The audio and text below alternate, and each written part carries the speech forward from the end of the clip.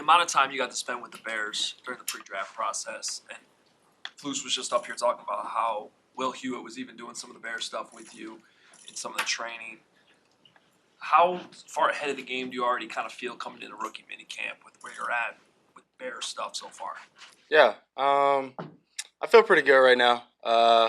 Obviously, the top 30 was huge. The draft, not draft, but combine, it's a little tighter, so they're testing you and trying to figure out who you are and all of that. And so the top 30 was big for me. Gave a bunch of notes, ideas of how the offense is, verbiage, drops, cadence, and all the things that that really matter. Breaking the huddle, getting in the huddle, being able to communicate, and how those things go. And so right now, I feel pretty good. Obviously, we go out here today. I'm gonna have a few mess ups probably and things like that. Working to eliminate those as fast as possible. But you need those things to grow and progress throughout the time and years and things like that. So excited, but I feel pretty good right now. Was that something that you sought out? What is the biggest thing you want to accomplish over the next couple of days? For me, I would say I'm still learning everybody's names. Diving into the playbook, getting to a point where there's certain things that I can, teach some of the guys that, maybe, it's John Jack or Rome that they're not understanding that I may understand. So being able to teach is always big because it's also another way for you to learn. It also shows you how much that you know.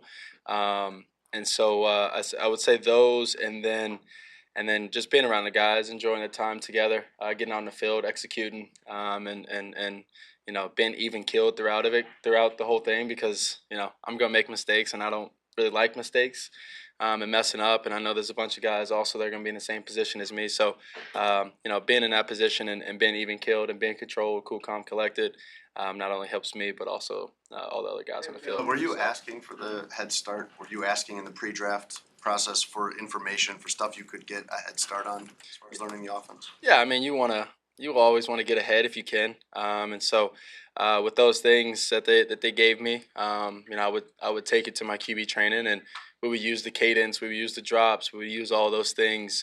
So that's not something that's on my mind throughout the process of when I actually got here, and so for sure that's something that you always want. And working on the drops, the cadence, and then also the route when you put it all together in training and things like that. Does it go back to February for you then? Did you start working on this in February? Would it be February? Trying to figure out what month it is right now. I wouldn't say February. That's a little early. It sounds a little bit too early to me, but I don't have the exact date or time. But definitely tried to get a head start when we all, started getting a little bit more comfortable around each other. It was definitely after top 30, I would say for sure. Caleb, what have been as you build your relationship with Shane and you get more familiar with his system, how do you envision him being a catalyst to sort of your early growth as a quarterback? Yeah, it's huge. Having someone like Shane that's been in different positions with different QBs at different learning stages and things like that. It only helps me, and so him being in the position that he's in and been in this offense for so long, obviously, it's going to help me, and it's a learning process for me.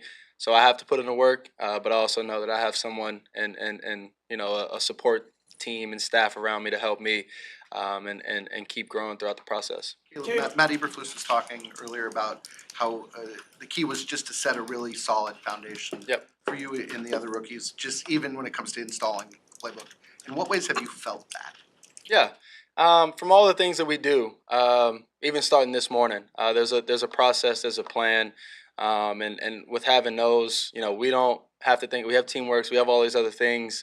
And even for when we're in the film room and things like that, there's a set plan and how we do it.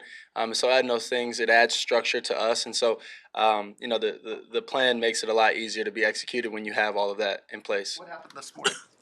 Yeah, I mean, from getting here early this morning, getting in the film room, having a coach around you, whatever the case may be, asking questions, things like that, but also them just going through simple installs that we have every single day of these next 3 days, 48 hours. So yeah. Caleb, what have you noticed about the way Rome runs routes, the way the ball, you like to get it to him. Just what has stood out, passing and catching with him? Yeah, through a couple times now, been able to throw the ball to Rome. You obviously see why he had, I think, 1,500 plus and a bunch of catches, and so